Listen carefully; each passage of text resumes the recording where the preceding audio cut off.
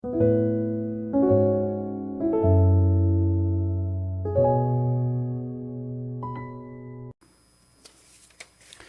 다 같이 경건한 마음으로 하나님 앞에 예배를 드리겠습니다.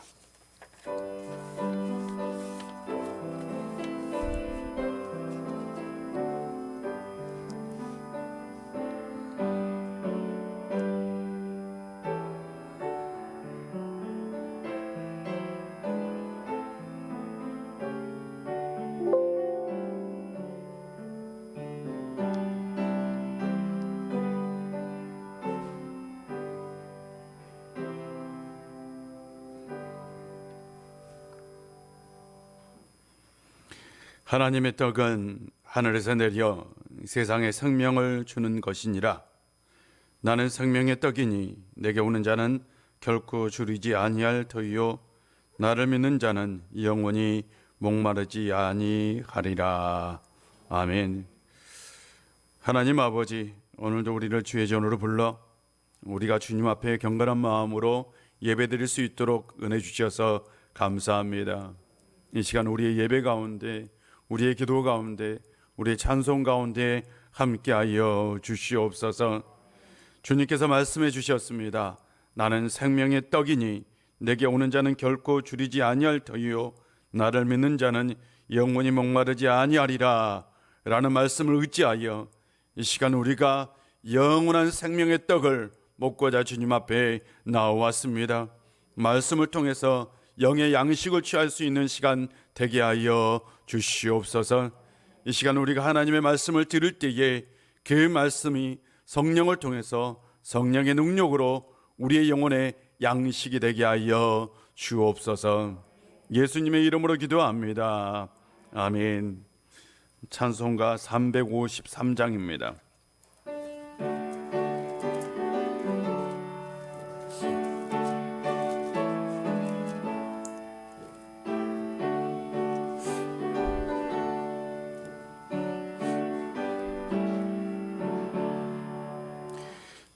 십자가 군병되어서 예수를 따를 때 무서워하는 마음으로 주 모든 죄 갈까. 나의 주 그리스도 나를 속량했으니 나 십자가를 벗으는 저며유관쓰리. 무성도 피를 흘리며 큰 싸움 하는데 나 어찌 편히 누워서 상 받기 바랄까. 나의 주 그리스도 나를 속량했으니 나 십자가를 벗으는 저멸유관쓰리. 이제 양 많은 세상에 수많은 원수들 날 유혹하고 예치나 내 주만 따르리. 나의 주 그리스도 나를 속량했으니 나 십자가를 벗으는 저멸유관쓰리.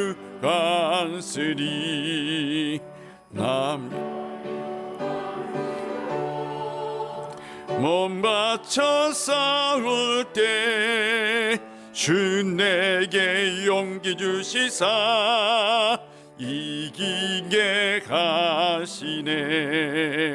나의 주 그리스도 나를 속량했으니 나 십자가를 벗으는 저멸유관쓰리.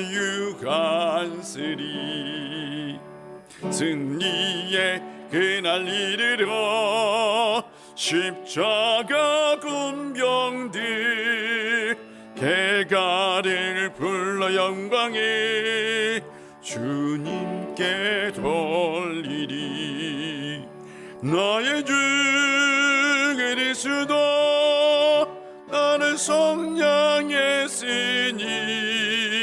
나 십자가를 벗으니 점여유하으리.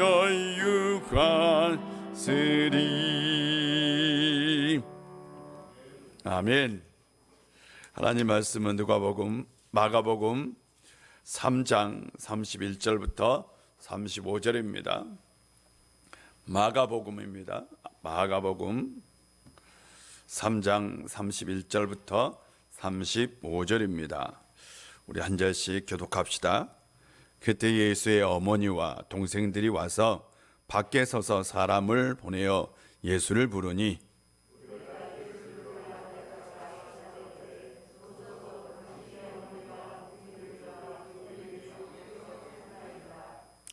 대답하시되 누가 내 어머니이며 동생들이냐 하시고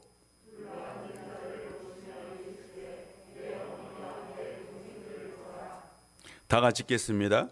누구든지 하나님의 뜻대로 행하는 자가 내 형제요 자매요 어머니이니라. 아멘. 주의 이름으로 축복합니다. 하나님께서 오늘 이 밤에도 우리의 기도를 들으시고 응답해 주실 줄로 믿습니다. 참 제가 특별한 교회를 보고 경험한 적이 있어요. 제가 노량진에 살 때에 아주 특별한, 아주 이상한, 이렇게 표현하고 싶어요. 좀 이상한 교회가 이사를 왔어요. 큰 교회가 하나 있었는데 그 교회가 이사를 가고 저기 연희동에 있던 교회가 이사를 왔어요. 그런데 이 교회가 정말 특별했어요. 그냥 일반적인 교회는 아닌 아주 특별했어요. 아주 특별했어요. 여러 가지 특별했었는데 그 중에 특별했던 하나는 바로 명절 때였어요. 명절이 우리나라에서 크게 설과 뭐가 있어요? 추석이 있잖아요. 지금은 설에 좀 많이 쉬죠. 요즘 좀 길어요. 설 명절도 길고 추석 명절도 길죠. 근데 제가 청년 때만 해도 이렇게 길지는 않았어요. 맞아요? 많아야 아직 이틀, 3일 이렇게 쉬었어요. 그러니까 대처 공휴일이 없었을 때예요. 그때에 이 교회가 명절만 되면 교회에서 집회를 하는 거예요. 명절에 교회에서 집회를 해요. 그리고 대부분의 교인들이 다 그 집회에 참석을 하는 거예요. 저는 그때 당연히 명절 되면 고향을 간다고 생각을 한 거죠. 그렇지 않습니까? 우리는 명절 때 고향 갔잖아요. 고향 가서 부모님께 어떻게 해요? 인사도 드리고 또 못 만난 형제들도 만나고 그런 시간이잖아요. 그런데 그 교회는 모든 교인들이 다 명절에 어디를 나와요? 교회를 나와요. 그리고 오전에도 집회하고 저녁에도 집회하고 또 오전에도 집회하고 저녁에도 집회하고. 그래서 명절 되기 전에 현수막이 크게 붙어요. 교회에 뭐 명절 대성회, 그러니까 설 대성회, 뭐 추석 대성회. 그래가지고 말씀은 그 교회 목사님이세요. 목사님 이름 가르쳐 드릴게요. 이제 말을 알 거예요. 윤석전 딱 이렇게 붙어 있더라고. 누군지 알겠어요? 윤석전. 연세중앙교회가 제가 살던 노량진으로 이사를 온 거예요. 지금은 다시 또 이사를 갔어요. 이사를 갔는데 그 교회가 이사를 와서 정말 이상해요. 뭐 다른 이상한 것들도 많았는데 그 중에 하나는 명절날 그렇게 집회를 하는 거예요. 근데 그 교회에 한 청년과 좀 어떻게 해서 좀 친하게 알게 되었어요. 그래서 물었어요. 야, 왜 명절에는 고향 가야지 교회에서 그렇게 집회를 하느냐 라고 물었어요. 물었더니 두 가지를 대답하더라고요. 첫 번째 대답입니다. 첫 번째, 우리나라 명절에 대부분이 다 뭘 해요? 제를 지내잖아요. 그래서 제를 지내기 때문에 우상 숭배에 빠지지 않게 하려고 교회에서 아예 정교인들을 명절을 지내지 못하게 한다는 거예요. 그러니까 제사를 지내는 것 때문에 교인들이 우상 숭배를 할까 봐 교회에서 아예 그걸 전면 어떻게 해요? 차단해 버린다라는 거예요. 두 번째 이유는 참 믿지 않는 가족을 명절에 만나서는 안 된다라는 거였어요. 믿지 않는 가족을 만나서 자칫 신앙이 어떻게 해요? 오염될 수 있다. 아니 그렇게 표현하더라고요. 그리고 목사님이 그렇게 얘기를 하신대요. 예, 그 윤모 목사님이 아주 유명하시죠. 그 목사님께서 아예 교인들에게 명절에는 어디 가지 말라, 고향 가지 말라, 명절에는 형제들 만나면 된다 안 된다? 안 된다라는 거예요. 그리고 나서 믿지 않는 가족은 될 수 있는 대로 어떻게 관계를 끊으라. 믿지 않는, 왜? 신앙이 오염될 수 있다라는 거예요. 깜짝 놀랐어요. 아마 그 교회가 지금도 그런지는 몰랐어요. 그래서 물었어요. 야, 근거가 뭐냐 도대체. 아니 성경 봐라, 예수님께서 그렇게 말씀하시지 않았느냐 라는 거예요. 성경을 봐. 성경 예수님께서 가족이 원수고, 아니 마태복음 10장에 나와요. 가족이, 내 가족이 너의 원수가 될 것이다. 그리고 오늘 본문에도 예수님께서 아니 자기 혈족을 멸리하고, 맞죠? 지금 모여있는 사람들에게 뭐라고 얘기했어요? 내 어머니요? 내 형제다. 예수님은 자기 가족을 어땠다? 버렸다라고 얘기하더라고. 예수님이 자기 가족을 버렸대요. 그래서 이 본문이 실질적으로 기독교인들에게 특별히 조금 근본적인 신앙을 가진 기독교인들은 믿지 않는 가족을 멀리해야 된다. 근거가 됐던 말씀이 오늘 본문의 말씀이었어요. 그래서 많은 기독교인들이 믿지 않는 가족들과 어떻게 해요? 단절을 하고 믿지 않는 가족들을 멀리하고 했던 근거가 되었던 본문이 오늘 본문입니다. 그렇다면 오늘 본문이 정말 그걸 의미하느냐? 예수님께서 야, 가족들과 관계를 끊어라, 믿지 않는 사람은 사람 취급도 하지 말라, 그런 의미일까요?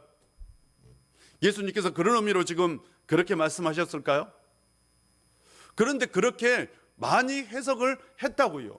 지금까지 교회들이 이 본문에 대해서 때로는 믿지 않는 가족에 대해서 이렇게 해석을 하기도 했어요. 오늘 본문으로 들어가 보면 오늘 본문에는 배경이 있죠.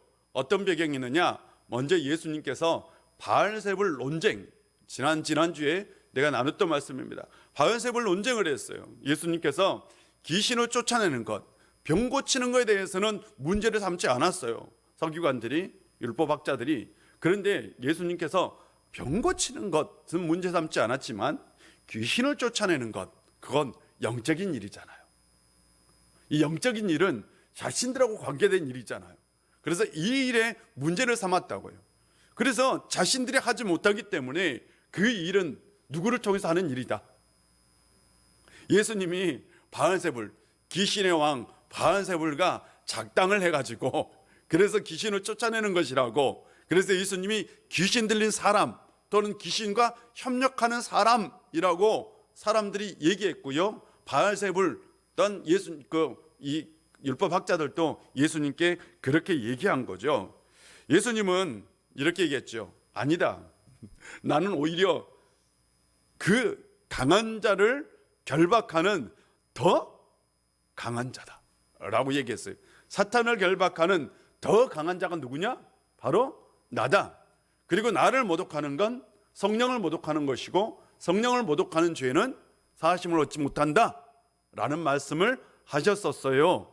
즉 나를 모독하는 건 굉장히 하나님을 모독하는 무시무시한 죄인 것을 얘기했어요. 그런데 여기서 중요한 포인트가 있어요. 사람들이 예수님에 대해서 어떻게 얘기했느냐 하는 거죠. 맞죠? 사람들은 예수님에 대해서 어떻게 얘기했어요? 귀신 들렸다 라고 얘기했어요. 예수님이 귀신을 쫓아내는 걸 오히려 사람들은 귀신 들렸다 라고 얘기했고, 그리고 나서 가족들이 그 소문을 어떻게 해요? 아니 가족들이 그 소문을 들었어요, 안 들었어요? 들었어요. 가족들이 그 소문을 듣고 찾아온 거예요. 찾아와서 바깥에서 사람을 보냈어요. 예수님이 집안에 있는데 사람을 보내서 좀 그 예수께 좀 얘기를 해다오, 우리가 왔다고. 그래서 이제 그 사람이 예수님께 가서 보십시오, 당신의 어머니, 당신 동생, 누이들이 찾아왔습니다 라고 얘기해요. 그러자 예수님께서 굉장히 뜻밖의 질문을 합니다. 그 자리에 있는 사람들에게 누가 진정 내 어머니이고 내 동생들이냐 라는 질문을 해요. 아니, 바깥에 지금 누가 있어요?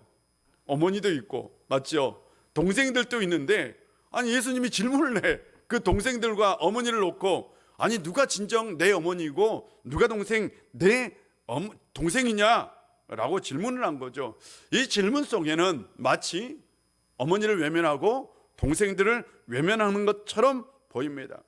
그렇다면 예수님께서 정말 동생들과 그 어머니를 외면하고 그 자리에 있는 사람들에게 당신들은 내 어머니고 내 동생이다 라는 말을 한 것일까요?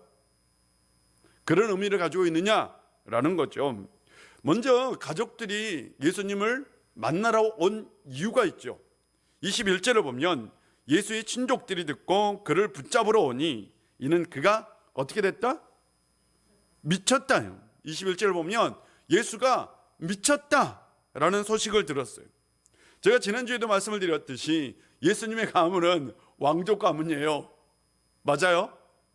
예수님 왕족이에요. 여러분, 그 당시 이스라엘 왕족, 아니 지금도 이시조선의 왕족이면 지금도 자랑하는 사람들 있어요, 없어요? 예, 저는 이시지만 왕족 가문은 아닙니다. 예, 저는 이시인데 그 이시가 아니에요. 그래서 저는 왕족이라고 얘기하지 않는데, 왕족인 사람들은 그 대단한 자부심이 있더라고.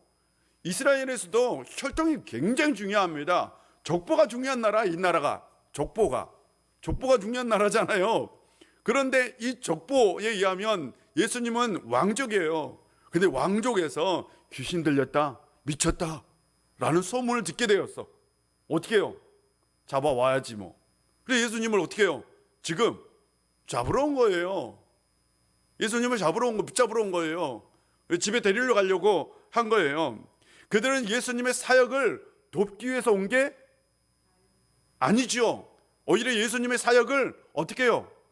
막으려고 한 거죠. 방해했다는 표현보다는 막으려고 했다는 표현이 훨씬 나은 것 같아요. 막으려고 한 거죠. 예수님은 가족들도 이해하지 못하는 외로운 사역을 하고 있었던 겁니다.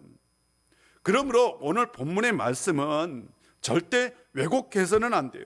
예수님께서 어떤 가족의 관계를 깨뜨리기 위해서 이 말씀을 하셨다라는 게 아니에요. 이 말씀 속에는 오히려 더 다른 의미가 포함되어 있다라는 것을 우리는 알아야 합니다. 분명한 것은 가족들은 적극적인 지지자는 아니었다. 맞아요? 가족들은 적극적인 지지자는 아니었어요. 오히려 예수님이 사역하는데 방해가 되었을 가능성은 충분히 있다, 없다? 있어요. 예수님의 사역을 말리기 위해서 오셨어요. 그런 의미에서 지금 가족들의 방문은 예수님 입장에서는 달갑지 않는 거예요. 맞죠? 환영할 수 없는 방문입니다. 예수님께서 지금 본문에서 혈육인 어머니를 부정하고 싶어서 그렇게 얘기한 건 아니고 그보다 더 깊은 뜻이 담겨 있어요. 저는 이 본문에 세 가지 의미가 포함되어 있다라고 생각합니다. 첫 번째 의미는 뭐냐라는 거죠. 예수님께서 오신 목적이 있어요. 이 세상에 예수님께서 오신 목적 뭐요? 간단합니다. 겟세마네 동산에서 예수님께서 뭐라고 기도했느냐? 나의 원대로 마옵시고 뭐라고? 아버지의 원대로 마옵시죠. 아버지의 뜻대로 하십시오. 자, 예수님이 이 세상에 오신 목적은 아버지의 뜻을 이루기 위해서, 이 땅 가운데서 아버지의 뜻을 이루기 위해서. 요한복음에서 주구장창으로 예수님께서 하신 얘기가 뭐냐? 아버지께서 아들을 보낸 이유는 아버지의 뜻을 이루기 위해서요. 아들이 이 세상에 온 것은 아버지의 뜻을 이루기 위해서 이 세상에 왔다라고 예수님은 요한복음에서 주구장창 얘기합니다. 나는 아버지의 뜻을 이루기 위해서 왔다. 아버지의 뜻이 뭐냐? 아버지의 뜻은 간단합니다. 이 세상을 어떻게 하기 위해서? 구원하기 위해서요. 죄의 길로 가고 있는 사람을 의의 길로 옮겨주기 위해서입니다. 죄의 길은 멸망의 길이고 사망의 길입니다. 의의 길은 생명의 길이고 영생의 길입니다. 그렇다면 사람들은 어디로 옮겨야 돼요? 죄의 길에서 어디의 길로? 의의 길로 옮겨줘야지. 사람을 죽음에서 생명으로 옮겨줘야죠. 이게 누구의 뜻이다고요? 하나님의 뜻이에요. 여러분이 죽음 가운데 있어요. 그걸 어디로? 생명으로 옮겨주는 게 하나님의 뜻이에요. 이 하나님의 뜻을 이루기 위해서 예수님께서 오셨어요. 그런데 예수님께서 이 하나님의 뜻을 이루기 위해서는 특별하게 사역을 해야 있어요. 이걸 우리가 이렇게 표현합니다. 신학적 용어로 공생애. 맞아요? 공생애가 있었다면 다른 것도 있었겠네. 있었죠. 어떤 생애가 있었어요? 사적인 생애가 있었겠죠. 있었어요, 없었어요? 예수님은 30년 동안 사적인 생활을 사셨어요. 그리고 3년 동안은 공생애를 사셨어요. 그런데 유대인들의 전통에 의하면 남자가 그 당시 유대인들의 전통에 의하면 그 당시 유대인들의 전통에 의하면 남자는 18세에서 20세 사이에 반드시 결혼을 했대요. 18세에서 20세가 되면 반드시 뭘 했어요? 결혼을 했어요. 예수님은 지금 몇 세라고요? 30세입니다. 30세가 되도록 결혼을 하지는 않았어요. 예, 결혼은 안 했어요. 그런데 예수님의 동생들은 그렇다면 결혼을 했을까요? 하지 않았을까요? 어떻게 생각하세요? 결혼을 했을까요? 하지 않았을까요? 했을 개연성이 높습니다. 남동생만 4명이 있었어요. 아마 그들이 2살, 3살, 2살, 3살 터울만 돼도 아마 10살 차이는 났을 것 같아요. 최소한 12년 차이면, 그렇죠, 12년의 간격이 있었다면 18세부터 30세까지 그 사이에 동생들 4명을 장가 보냈을 개연성이 있다 없다? 있죠. 가능하죠. 그러면 어쩌면 예수님은 아마 틀림없이 동생들, 막내 동생까지 다 결혼을 시키고 난 다음 아마 공생애를 시작했을 개연성이 있는 거예요. 성경에는 없어요. 이건 그냥 유대인들의 전통에 따르면요, 유대인들의 전통에 따르면 예수님이 공생애를 언제 시작했을까라는 게 매우 중요합니다. 아니, 예수님이, 여러분 이렇게 생각할 수 있어요. 동생들이 4명이나 딸려 있어. 그리고 누이들도 있어. 누이가 몇 명인지는 몰라. 누이들도 있어. 근데 얘들이 어린애들이야. 막 아직도 자기 생활 다 하지 못해. 어린애들인데 그 애들 다 내버려 두고 혼자서 나 공생애 했다고 했을까요? 아니, 그렇게 생각해요? 아니, 예수님 그런 분 아니야. 너무 다 여러분 예수님에 대해서 매정하게 생각하지 마세요. 예수님은 틀림없이 동생들이 다 출가를 하고요. 그렇죠. 근데 유대인들은 출가를 해도 어떻게 했어요? 공동체 생활을 했어요. 공동체. 큰애도 출가해도 어머니하고 살고, 둘째도 출가해도 어머니하고 살고, 셋째도 출가해도 어머니하고 살고, 집이 넉넉하면 한 집에서 어떻게 해요? 다 공동체를 이루며 살았어요. 아마 어머니 마리아가 충분히 먹고 살만 했을 때에 틀림없이 가족들과 예수님은 협의를 했을 것 같아요. 안 했을 거라고 생각하세요? 아니, 개연성이라면 이건 개연성. 가족들하고 틀림없이 야, 이제 나 내 마음대로 살고 싶다. 나 하나님의 뜻대로 한번 살고 싶다. 이제 나를 좀 놓아다오. 맞아요? 틀림없이 합의했을 개연성은 있다 없다? 아니, 대답해 주세요. 있어요 없어요? 있어요. 예수님께서는 이미 가족 부양 의무를 다 하셨어요. 더 이상 나는 가족 부양을 하지 않겠다라는 거예요.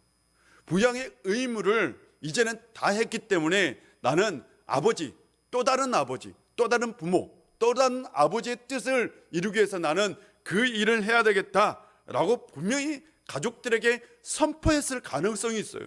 가족들에게 알려줬을 가능. 아니, 예수님이 그런 의리도 없이 그냥 홀로 떠났다고?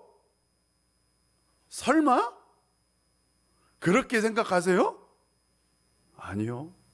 충분히 가족들이 이해를 구했을 가능성이 있어요. 그런 의미에서 예수님께서 하시는, 지금 내 앞에 있는 당신들이 내 어머니고 내 형제고, 내 어머니가 누구고 내 부모가 누구냐, 내 형제가 누구냐라는 말씀 속에 뭔 말이 포함되어 있느냐? 내가 혈육의 관계를 끊고 내가 어머니와 관계를 끊겠다는 것이 아니라 나는 이제 뭘 다 했다? 가족의 부양 의미를 다 했다라는 의미가 포함되어 있어요, 여러분. 가족의 그 부양을 다 이제 했기 때문에 나는 오로지 아버지의 뜻을 이루기 위해서 나는 공생애를 살아야 된다라는 의미가 포함되어 있다고. 그런 의미로 이 본문의 말씀을 하시는 거지, 혈육과의 관계를 끊어라? 아닙니다. 그렇게 하시면 안 돼요. 네, 믿지 않는 가족들과 관계를 끊어라? 그게 아니라고요. 나는 가족으로서의 의무를 다했기 때문에 이제 아버지의 뜻을 이루기 위해서 공적인 삶을 살겠다라는 선포의 의미가 있다라는 것을 기억하시길 바랍니다. 두 번째로는 이제 공생애를 시작했어요. 이제 어쨌든 혈육을 떠났어요. 혈육을 떠났으면 새로운 가족이 필요하다? 맞아요? 새로운 가족이 필요하죠. 그러지 않겠습니까? 예수님에게 새로운 가족이 필요했어요. 그 가족은 어떤 가족이냐? 바로 하나님의 뜻을 같이 이룰 사람들이에요. 하나님의 뜻을 같이 이룰 사람들 중에는 어머니와 같은 사람도 있고, 형제와 같은 사람도 있고, 누이와 같은 사람도 있다 없다? 있다. 그래서 예수님은 지금 전혀 새로운 가족을 선포하고 있어요. 이게 성경에서는 굉장히 낯선 개념입니다. 유대인들도 이런 가족 개념을 가지고 있지 않았어요. 우리가 예수님께서 바로 그 이전을 보면 예수님께서 12제자를 선택해요. 그리고 누가복음을 보면 예수님께서 이들을 사도라라고 불렀어요. 맞죠? 사도라는 것은 구약 성경에서 보면 살리하라는 단어인데, 이 단어는 어떤 의미를 가지고 있느냐? 하나님의 보내심을 받는 자, 하나님의 대리인이라는 뜻을 가지고 있어요. 이 구약에 있는 이 히브리어를 가져와서 예수님은 아포스톨로스라는 제자, 사도라는 단어로 말씀을 하셨어요. 이 단어도 어떤 뜻이냐? 보냄을 받는 자, 대리인이라는 뜻을 가지고 있습니다.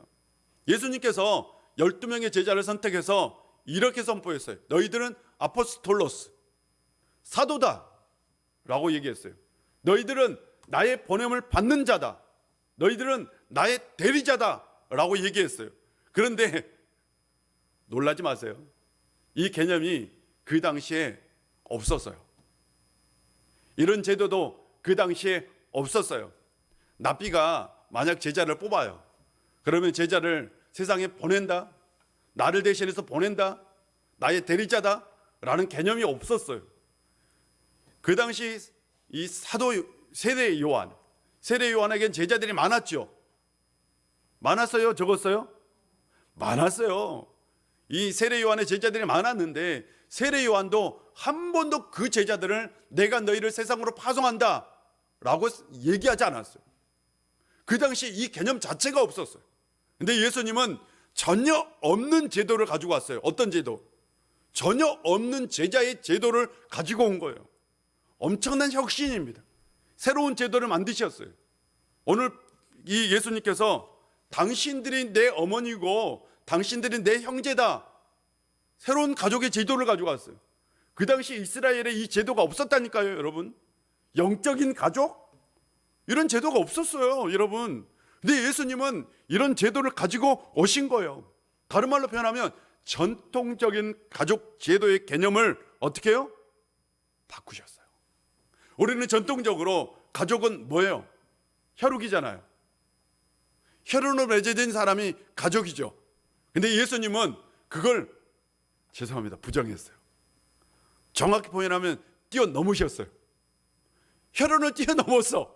그 당시 대부분의 사람들은 내 어머니 하면 혈연이야, 내 형제면 어떻게 해요? 혈연이요. 근데 예수님에게 어머니는 혈연이 아닐 수도 있어. 놀랍지 않아요? 형제도 혈연 관계가 아닐 수 있어. 새로운 영적인 관계. 뭘 위해서? 하나님 나라를 위해서, 천국 복음을 위해서 새로운 것을 가지고 온 겁니다. 그런 면에서 예수님은 굉장히 혁신적인 분입니다. 엄청나게 혁신적인 분입니다. 이건희 회장이 뭐라고 표현했느냐, 혁신, 삼성을 혁신시킬 때 이렇게 얘기했어요. 가족 빼놓고 다 바꿔라. 맞아요? 저기 장로님 맞죠? 이건희 회장 유명한 사람이야. 삼성을 혁신시킨 사람이 누구냐? 이건희 회장이야. 지금 삼동 반도체의 기반을 닦은 사람이 이건희 회장이잖아요. 근데 이건희 회장이 혁신을 강조했어요. 이노베이션, 혁신을 강조할 때 뭐라고 얘기했느냐? 가족 빼놓고 다 바꿔라 얘기했어요. 근데 예수님은 가족까지 바꿔라요. 맞잖아요. 가족까지 바꿀 수 있다면 엄청난 혁신인 거죠. 그렇잖아요. 예수님이 지금 하시는 이 얘기는 내가 가족과의 관계를 끊겠다, 내가 혈연의 관계를 끊겠다는 게 아니라 혈연의 관계도 있어, 가족도 있어. 맞죠? 내 실제 어머니, 내 실제 형제, 내 실제 누이들도 있어요. 그러나 새로운 가족이 있어. 어떤 가족? 영적인 가족. 영적으로 내 어머니도 있고, 영적으로 누구도 있어요? 내 형제도 있고, 내 누이 동생도 있는 거야. 왜? 뭐 때문에? 하나님 나라를 위해서. 예수님은 혁신의 대가입니다. 그런데 지금 한국 교회는 어때요? 관습에 매여서, 전통에 매여서 아무것도 하지 못하고, 아무것도. 한국 교회는 아마 도태될 가능성이 높습니다. 지금 현재 상황 가운데 그대로 흘러간다면 아마 우리 우일교회 어떻게 될까요? 솔직히 말하면 미래사회, 변하는 미래사회에 대응하지 못한다면, 우리 우일교회도 혁신하지 못한다면, 우리 우일교회요, 저기 유럽에 있는 교회처럼, 미국의 저기 시골 교회들처럼 아마 그렇게 될 가능성이 있다 없다? 영국에 있는 친구가 영국에 있는 교회들이 그렇게 될 거라고 아무도 예상을 못했대. 그 당시 영국 교회가 부흥할 때 이미 징조가 보이고 있었어. 징조가. 그런데 어느 누구도 영국 교회가 그렇게 될 거라고 예측하지 못했는데, 지금 영국 교회는 문을 닫는, 그러니까 제가 얘기해 줬잖아요. 오픈하는 교회보다 어떤 교회가 많다? 클로징하는 교회가 많다는. 문을 닫는 교회가, 그냥 우리로 말하면 여러분 개척교회가 있는 게 좋은 거예요. 교회들이 개척하는 게 좋은 거라고. 막 여기저기 교회 개척하면 아이고 개척교회 또 생겼네, 아유 개척교회, 비난하지 마세요. 교회가 계속해서 혁신할 수 있는 건 개척이 있을 때 혁신이 가능한 거죠. 그렇지 않아요? 여러분 교회가 개척하는 거 절대 비난하지 마세요. 굉장히 좋은 현상입니다. 언젠가는 어떤 교회가 돼요? 클로징하는 교회들이 돼. 끊임없이 여기서도 닫고 여기서도 닫고 여기서도 닫고 여기도 닫고. 그러면 그때부터 교회는 어떻게 해요? 끝나는 거예요. 영국 교회가 그래요. 아니 오죽했으면 영국 교회가 목회자를 뽑을 수가 없어서 한국에서 온 선교사를 영국 교회 영국 사람들을 위해서 목회자를 뽑아요. 여러분 만약에 한국 교회가 목회자를 뽑을 수가 없어. 그래서 죄송합니다. 동남아에서 온 친구들이 있어요. 지금도 그 친구들을 위해서 선교사역 잘해. 그런 공동체들이 지금 부흥하는 공동체들이 있어. 거기서 장신대 신학교 나와가지고, 아니면 오히려 동남아에서 이제 한국으로 선교사를 파송해. 그래가지고 우인교회 담임 목사님, 뺑깔랑 목사님. 불가능할 것 같아요? 아니 심각하지 않는구나. 영국교회가 그렇다고요. 영국교회가. 왜요? 혁신하지 못했기 때문에요. 바꾸지 못했기 때문에. 예수님의 정신은 혁신입니다. 그런데 교회는 이미 낡아버린 노트가 되었어요. 낡아버린 책이 되었어요. 저는 교회가 혁신하는 교회가 되었으면 좋겠어요. 우리 우일교회가 뭔가를 이 시대를 최소한 따라갈 수 있는 교회가 되었으면 좋겠습니다. 여러분 기도하십시다. 여러분 먼저, 여러분의 생각부터 먼저 바뀌고 우리가 먼저 혁신해야 된다라는 생각을 먼저 가져야 합니다. 이런 교회가 될 수 있도록 꼭 기도합시다. 세 번째로 예수님께서 외롭게 사역해요. 맞죠? 외로워. 왜 외로워요? 가족들이 안 믿어줘. 가족들이 와서 미쳤다고 얘기하네. 여러분, 안 외로워요? 예수님 지금? 나는 예수님 본문을 생각해 보면 너무나 불쌍해. 아니, 혈육들이 안 믿어줘. 그런데 세상 사람들도 안 믿네. 세상 사람들을 귀신을 쫓아내고 어떻게 해요? 병자도 고쳐주고 천국복음도 증거했어요. 근데 그 중에 이런 사람이 있네. 야, 저 사람 귀신 들렸나 봐. 악한 소문이죠. 저 사람 미쳤나 봐. 정말 못된 소문이죠. 얼마나 외로웠을까. 그런데 하물며 형제 어머니도 뭐요? 그 얘기를 듣고 솔깃했어. 그래서 뭐라고? 정말 미쳤나? 믿지 못하다. 우리 아들 안 미쳤을 거야. 우리 형 안 미쳤을 거야. 가 아니라 정말 미쳤나? 정말 슬펐을 것 같아. 이게 본문의 내용입니다. 그대로. 그때 예수님께서 그 자리에 있는 사람들에게 뭐라고 얘기하느냐? 당신들이 내 어머니고 당신들이 내 동생이다 라고 얘기하는.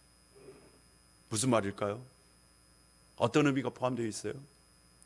어느 마을에 두 형제가 있었어요. 한 형제는 엄청나게 효자예요. 한 형제는. 근데 한 형제는 엄청나게 불효자예요.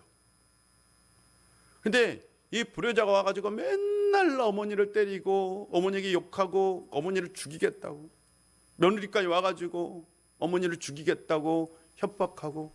아니, 이러면 돼, 안 돼요? 안 돼. 그래 효자가 말리다 못해서 그냥 그들을 욕했어. 근데 나중에 이상한 소문이 나는 거예요. 그러면서 형제 관계가 어떻게 해요? 멀어지고 왼수가 되었어요. 이게 혈육 관계일 수 있어요. 맞죠? 혈육은 그럴 수 있는 거죠. 아유, 참 우리 우익교회 성도님들의 혈육 관계는 참 좋아. 복된 혈육 관계인 줄 믿습니다. 예. 여러분 하나도 왼수가 없지요? 형제 중에 그런 관계인 줄 믿습니다. 그런데 안 그런 분들이 너무나 많아요. 실질적으로 형제 자매 간에 왼수처럼 지내는 분들도 있어요. 예수님은 왼수처럼 지내지 않았지만 적극적인 지지, 적극적인 신뢰를 얻지 못했어. 그래서 지금 뭐라고 얘기하느냐? 이렇게 얘기하고 있어요. 당신들이 나를 신뢰해 주십시오 라는 거예요. 맞아요? 이 자리에 있는 제자들에게 지금 너희들이 나의 형제이고 당신들이 내 어머니고 당신들이 내 누이입니다 라는 말은 나를 좀 적극적으로 믿어달라. 세상 사람들이 욕을 해도 나를 좀 믿어달라.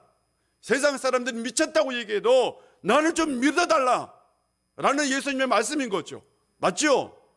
그런 의미로 지금 당신들이 내 어머니고 당신들이 내 형제다 라고 말하는 것이지, 내가 혈육의 관계를 끊겠다, 내 어머니와 관계를 끊겠다 라고 말씀하신 게 아닙니다.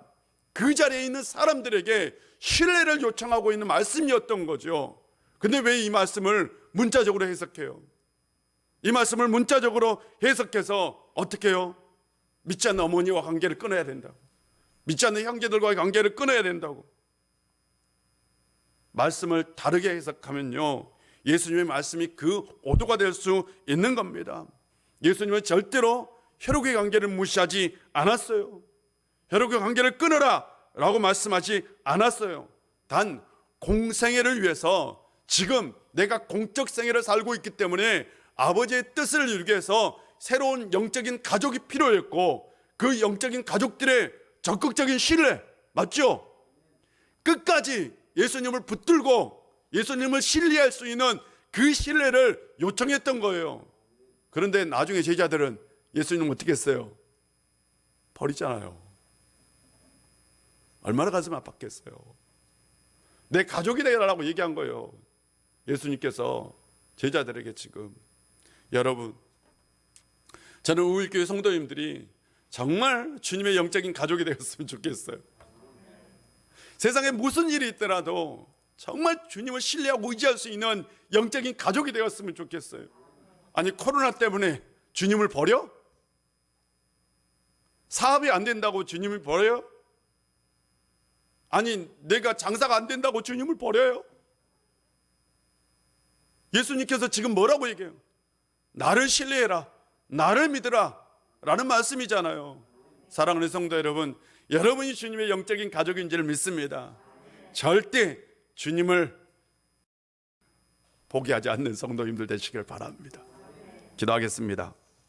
아버지 하나님, 오늘도 우리 가운데 함께 해주시고 은혜 주셔서 참 감사합니다. 우리는 주님의 영적인 가족인 줄 믿습니다.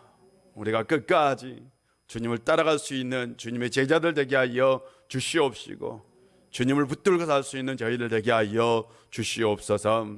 예수님의 이름으로 기도합니다. 아멘. 찬송가 361장입니다.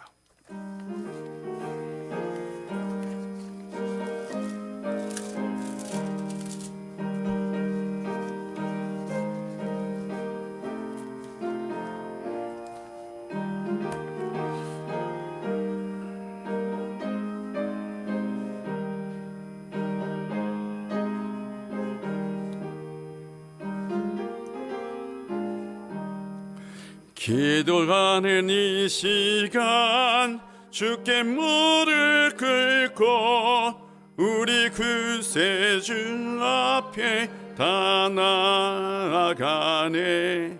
믿음으로 나가면 주가 보살피사 크신 은혜를 주네. 거기 기쁨 있네. 기도 시간에 복을 주시네. 건한 내 마음 속에 기쁨 충만하네. 기도하는 이 시간 주가 곁에 오사 인자하신 얼굴로 귀 기울이네. 우리 마음 비우고 주를 의지하면 크신 은혜를 주네. 거기 기쁨 있네. 기도 시간에 복을 주시네. 건한 내 마음 속에 기쁨 충만하네. 하는 이 시간 주께 엎드려서 은밀하게 구할 때 복받아 받네. 잘못된 걸 다르면 측은히 여기사 크신 은혜를 주네. 거기 기쁨 있네. 기도 시간에 복을 주시네. 건한 내 마음 속에 능만 가네. 기도하는 이 시간 주를 의지하고 크신 은혜 구하면 꼭 받으리라. 의지하는 마음에 근심 사라지고 크신 은혜를 주네. 믿네. 기도 시간에 복을 주시네. 헌한 내 마음 속에 기쁨 충만하네. 이 시간 우리 다 같이 기도하는 시간을 갖도록 하겠습니다. 이 시간 우리 기도할 때에 먼저 첫 번째 기도할 것은 우리의 마음을 열어달라고 기도해야 합니다. 우리가 마음의 문을 열고 기도해야 합니다. 또한 우리의 영혼도 열려야 합니다. 이 시간 성령님 오셔서 우리의 마음의 문이 활짝 열릴 수 있도록 온전히 기도의 사람으로, 영적인 사람으로 변화되게 하여 주시옵소서. 이 시간 온전히 성령의 기름 부심의 역사가 우리 가운데 있어서 성령 충만함으로 기도하는 이 시간 되게 하여 주옵소서라고 이 시간 우리 주여 한번 하고 기도합니다. 주여, 아버지 하나님, 이 시간 우리 가운데 함께하여 주시고 이 시간 우리 가운데 자정하여 주시고 이 시간 성령이여 이 자리 가운데 자정하여 주시고 역사하여 주시옵소서. 아버지 하나님, 이 시간 우리의 마음의 문이 활짝 열리기를 소망합니다. 모든 악한 것들 예수 그리스도의 이름으로 떠나가고 우리의 기도를 방해하는 모든 것들은 예수 그리스도의 이름으로 떠나갈지어다. 이 시간 온전히 하나님의 능력 안에서 예수 그리스도의 능력을 가지고 기도의 능력을 가지고 우리의 마음을 문을 활짝 열고 기도하오니 아버지여, 이 시간 우리의 심령 가운데 자정하여 주시옵소서. 아버지 하나님, 이 시간 우리의 심령 가운데 역사하여 주시옵소서. 아버지 하나님, 우리의 마음이 활짝 열리기를 소망합니다. 아버지 하나님, 이 시간 우리의 마음의 문을 활짝 열어 주시옵소서. 아버지여, 이 시간 우리 가운데 자정하여 주시고 온전히 기도의 사람으로 변화되게 하여 주시고 성령의 기름 부으심의 역사가 우리 가운데 가진 역사, 성령의 그 역사가 일어나게 하여 주시옵소서. 아버지 하나님이여, 우리가 온전히 주님의 마음을 가지고 기도하기를 소망합니다. 우리가 하나님의 마음을 품고 기도할 때에 하나님의 뜻을 구하며 하나님의 나라를 이루며 하나님께 영광된 기도를 할 줄로 믿사오니 아버지 하나님, 이 시간 우리의 마음의 문을 활짝 열어 온전히 성령의 임재를 통해서 성령께서 우리가 무엇을 기도해야 할지, 어떤 것을 기도해야 할지 알려주시옵시고 그것을 통해서 우리가 온전히 하나님 안에서 하나님의 뜻을 구하며 하나님의 영광을 구하며 하나님의 나라를 구하며 이 세상 모든 것들을 다 벗어버리고 오직 영적인 관계 속에서 기도할 수 있는 이 시간 되게 하여 주시옵소서. 아버지 하나님, 오늘도 이 시간 우리의 심령, 우리의 육체, 우리의 마음, 우리의 영혼을 다 붙들어 주시옵소서. 아버지 도와주시옵소서. 아버지 역사하여 주시옵소서. 이 시간 우리 교회를 위해서 기도합시다.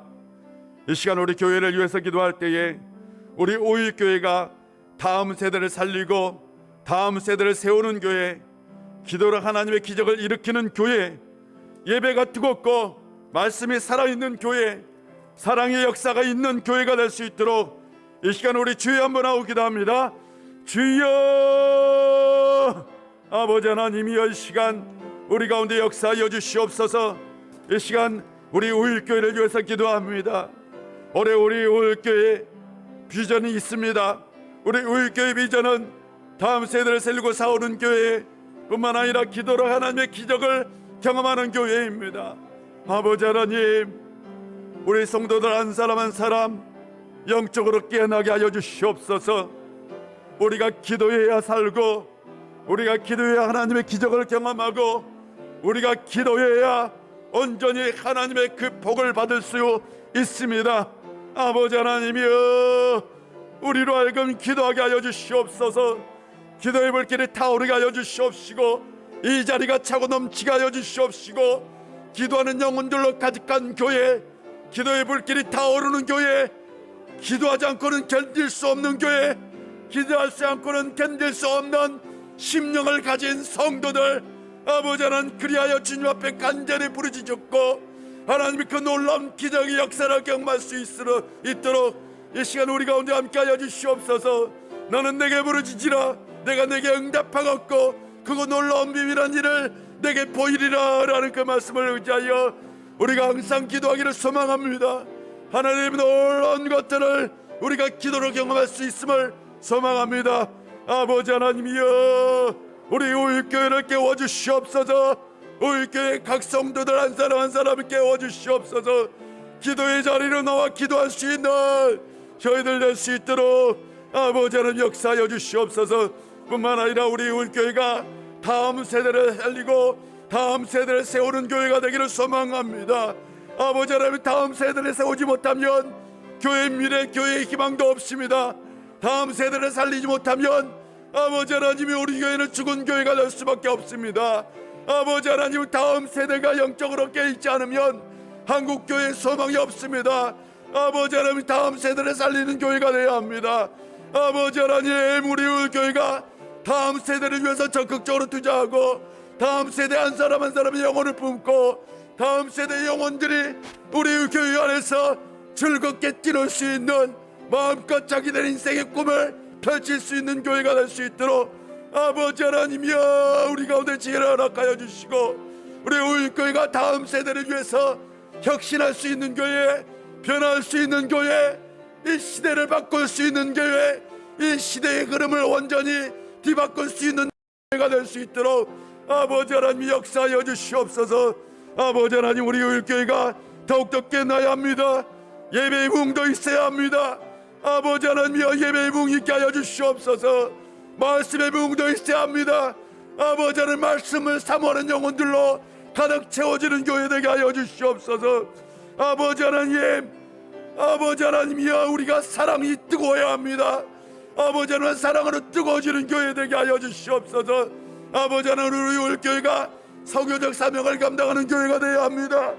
아버지 하나님이 우리 교회가 선교적 교회로 전환할 수 있는, 그래야 이 시대에 아프고 고통스럽게 절망 가운데 방황하는 젊은 세대 가난한 성도를 아버지 하나님 품고 그들을 위해서 복음을 전할 수 있는 혁신적인 교회가 될 수 있도록 아버지 하나님 역사하여 주시옵소서.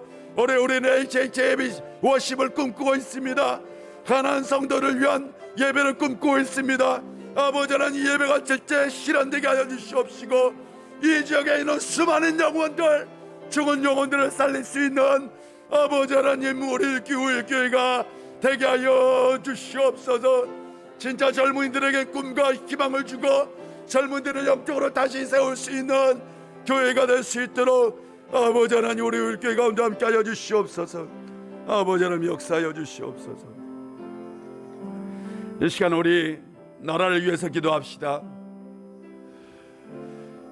하나님이 원하시는 참된 지도자가 선택될 수 있도록 위해서 기도합시다. 또한 백성들을 위해서 헌신할 수 있는 지도자가 선택될 수 있도록 위해서 기도합시다. 또한 이 나라를 미래를 이끌어 나갈 수 있는 리더가 선택될 수 있도록 위해서 기도합시다. 뿐만 아니라 코로나 사태가 빨리 종식될 수 있도록, 그래서 우리가 자유롭게 활동하고 자유롭게 예배드릴 수 있도록 위해서 기도해 주시고, 또한 이 나라가 이 마지막 때의 선교적 사명을 잘 감당할 수 있는 위대한 나라 될 수 있도록, 복음으로 깨어있고 한국교회가 다시 일어날 수 있는 교회가 될 수 있도록 위해서 기도합시다. 우리 다 같이 기도하겠습니다. 주여 한번 하고 기도합니다. 주여, 아버지 하나님, 우리는 기도합니다. 아버지 하나님, 지금 이 나라는 운명적인 상황 가운데 놓여 있습니다. 이 나라의 5년의 역사가, 아니 어쩌면 10년, 20년의 역사가 바뀔 수 있는 운명적인 상황일 수도 있습니다. 아버지 하나님, 미래를 책임질 수 있는 리더, 아버지 하나님, 이 나라 백성들을 위해서 헌신할 수 있는 리더가 뿐만 아니라 우리를 위해서 헌신할 수 있는 리더가 뽑힐 수 있도록 아버지 하나님 역사하여 주시고 함께하여 주시옵소서. 뿐만 아니라 백성들에게 지혜와 명철함을 주시고 현명한 선택과 판단을 할 수 있는 지혜를 주셔서 아버지 하나님, 진정으로 이 나라를 이끌어갈 수 있는 참된 리더를 선택할 수 있도록 아버지 하나님이여, 온 백성 가운데 지혜를 허락하여 주시옵소서. 어떤 감정적 결단이나 뿐만 아니라 자기 이기적인 것으로 판단하는 것이 아니라 온전히 하나님 나라를 위해서, 또한 이 나라를 위해서, 이 나라의 미래를 위해서, 젊은 세대를 위해서, 다음 세대를 위해서, 다음 세대의 일꾼, 이 나라를 미래를 이끌질 그런 영적인 지도자가 누구인지를 알고 온 백성이 선택할 수 있도록 아버지 하나님 역사하여 주시옵소서. 특별히 한국교회 가운데 함께하여 주시옵소서. 우리 한국교회가 이 코로나 위기 가운데 아버지 하나님 사회적 지탄의 대상이 되었고, 아버지 하나님 교회가 가지고 있었던 아버지 하나님 부정적 모습들만 더욱더 드러나는, 그래서 한국교회가 더욱더 위기 가운데 놓이는 상황이 되었습니다. 아버지 하나님, 다시 한번 이 기회를 통해서 한국교회가 새롭게 변화될 수 있는 기회, 교회다움을 회복할 수 있는 기회, 복음의 신실함을 가지고 순수한 복음으로 나아갈 수 있는 교회들이 되게 하여 주시옵시고, 아버지 하나님, 우리가 세속주의를 버리고 아버지 하나님 온전히 하나님의 나라를 이 땅 가운데 심을 수 있는 정의와 또한 하나님의 사랑을 아버지 하나님 이 땅 가운데 심을 수 있는 교회들 되게 하여 주시옵소서. 아버지 하나님, 지금까지 교회가 정의롭지 못했습니다. 정의를 앞세우지 못했습니다. 아버지 하나님, 하나님의 의를 말하지만 하나님의 의를 보여주지 못한 교회들이었습니다. 진정으로 이제는 이 땅 가운데 하나님의 의를 보여줄 수 있는 교회들이 되게 하여 주시옵소서. 아버지 하나님, 코로나 사태가 빨리 종식되어서 우리가 자유롭게 예배드리기를 원하고 자영업자들이 힘을 얻기를 원하고, 아버지 하나님, 이 나라가 다시 아버지 하나님 더욱더 성숙하고 더욱더 발전할 수 있는 나라가 되기를 원합니다. 코로나 기간 동안 우리나라는 이 위기를 잘 극복해서 경제적으로 성장한 나라가 되었고 문화적으로 꽃을 피우는 나라가 되었습니다. 아버지 하나님, 이 나라가 더욱더 이 세계를 주저할 수 있는 선진 대국이 될 수 있도록 아버지 하나님께서 이끌어 주시고 도와주시옵소서. 성령이여 역사하여 주시옵소서. 성령이여 이 나라의 주인, 이 나라 가운데 역사하여 주시고 자정하여 주시옵소서. 모든 악한 불의의 세력들이 떠나가고 온전히 하나님의 나라와 하나님의 의가 이 나라 가운데 심겨지게 하여 주시옵소서. 복음의 역사가 일어날지어다. 다시 한번 한국교회들이 일어날 수 있도록 아버지여 한국교회를 붙들어 주시옵소서. 아버지 하나님, 도와주시옵소서. 이 시간 우리 마지막으로 기도합시다. 이 시간 올 한 해 우리가 복받게 하여 주시옵소서. 자녀들이 복을 받고 내 인생이 복을 받고 가정이 복을 받고 교회가 복을 받게 하여 주시옵소서 라고 기도합시다. 하나님께서 틀림없이 기적을 일으켜 주실 줄로 믿습니다. 그 기적을 통해서 우리에게 여러 가지 복이 올 줄로 믿습니다. 그 복의 역사가 아브라함에게 내렸던 그 축복이 우리 가운데도 일어날 수 있도록 이 시간 주여 한번 하고 기도합니다. 주여, 아버지 하나님, 이 시간 우리가 기도합니다. 아버지 하나님, 올해는 소망하고 바라는 모든 것들이 이루어지게 하여 주시옵소서. 올해는 각 가정마다 각 인생마다 그리고 우리 울교회 안에 무질의 복, 평안의 복, 건강의 복이 차고 넘치게 하여 주시옵소서. 어떤 어려움도 어떤 고난도 말씀과 기도로 이겨낼 수 있는 우리 우일의 모든 성도님들 되게 하여 주시옵소서. 코로나의 위기로 인하여 신앙이 떨어지고 믿음이 식어져 버린 영혼들을 다시 세워 주시옵시고, 이 시간 성령께서 그들의 영혼 가운데 찾아가 주셔서 예배를 사모하는 마음, 다시 주님을 사모하는 마음을 회복시켜 주시옵소서. 아버지 하나님, 가족들 안에 믿지 않는 영혼들 온전히 하나님께서 함께 해주시고, 아버지 하나님, 그들이 온전히 하나님의 사람으로 변화되게 하여 주시옵소서. 모든 환우들 가운데 함께 하여 주셔서 치유의 기적의 역사가 있게 하여 주시옵소서. 아버지 하나님, 각 가정만에 있는 각 가정마다 있는 모든 환자들 예수 그리스도의 이름으로 낫게 하여 주시옵소서. 내가 예수 그리스도의 이름으로 선포하노니 각 가정 안에 있는 모든 환자들의 질병이 예수 그리스도의 이름으로 떠나갈지어다. 암덩어리들이 떠나갈지어다. 정욕과 질병들이 떠나갈지어다. 아버지 하나님, 모든 육신 각기 모든 질병들이 예수 그리스도의 이름으로 떠나는 놀라운 역사가 있게 하여 주시옵소서. 불면증으로 고생하는 분들 아버지 하나님, 그들을 고쳐주시옵시고, 아버지 하나님, 마음의 연약함으로 마음의 병으로 고생하는 분들 온전히 그 심령을 고쳐주시옵시고, 온전히 회복되는 기적의 역사가 있게 하여 주시옵소서. 아버지 하나님, 도와주시옵소서. 아버지 하나님께서 함께 해주시옵소서. 아버지 하나님, 이 시간 우리 가운데 함께 해주시고 우리의 기도 가운데 응답해 주실 줄 믿습니다. 아버지 하나님, 우리 울교회 기도로 하나님의 기적을 경험하는 교회 되게 하여 주시옵소서. 올 한해 우리 울교회 안에 모든 가정 안에 모든 인생 가운데 하나님이 주신 기적의 역사가 반드시 있게 하여 주옵소서. 예수님의 이름으로 기도합니다. 아멘. 하늘에 계신 우리 아버지, 아버지의 이름을 거룩하게 하시며 아버지의 나라가 오게 하시며 아버지의 뜻이 하늘에서와 같이 땅에서도 이루어지게 하소서. 우리에게 일용할 양식을 주시고 우리가 우리에게 잘못한 사람을 용서해 준 것 같이 우리 죄를 용서하여 주시고 우리를 시험에 빠지지 않게 하시고 악에서 구하소서. 나라와 권능과 영광이 영원히 아버지의 것입니다. 아멘.